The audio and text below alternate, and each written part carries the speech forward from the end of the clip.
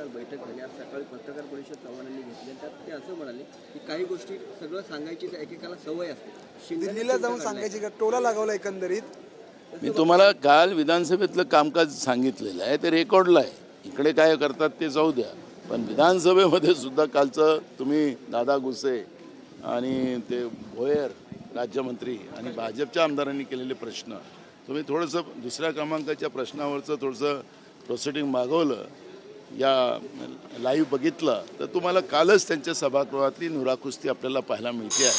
त्यामुळे मला असं वाटतं की या सरकारचं बाहेर काय बोलणार पण आतमध्ये काय चाललं ते याच्यातून काल स्पष्ट झालं.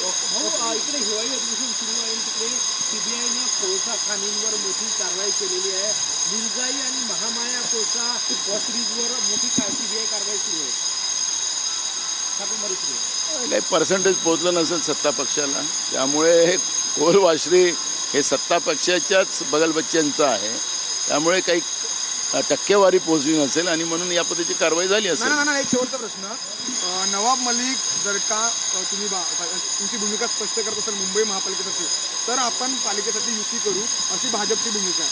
मग भाजपला नवाब मलिक हे राज्य लेवलवरती चालतात का, मात्र पालिका लेवलवरती चालत नाही, असं कसं चालेल? मी अनेकदा सांगितलं की नागपूरचा पॅरेखान जो आहे त्याची बिर्याणी यांना आवडतं, पण मुंबईतला नवाब मलिक आवडत नाही. त्यामुळे हे भाजपचे दाखवायचे दात आणि खायचे दात हे आगळे वेगळे आहे. आणि मुसलमानाचा द्वेष हा फक्त हिंदुत्व आम्ही किती आमचं कडक आहे ते दाखवण्याचा एक प्रयत्न आहे, पण पॅरेखानची बिर्याणी यांना चालतं.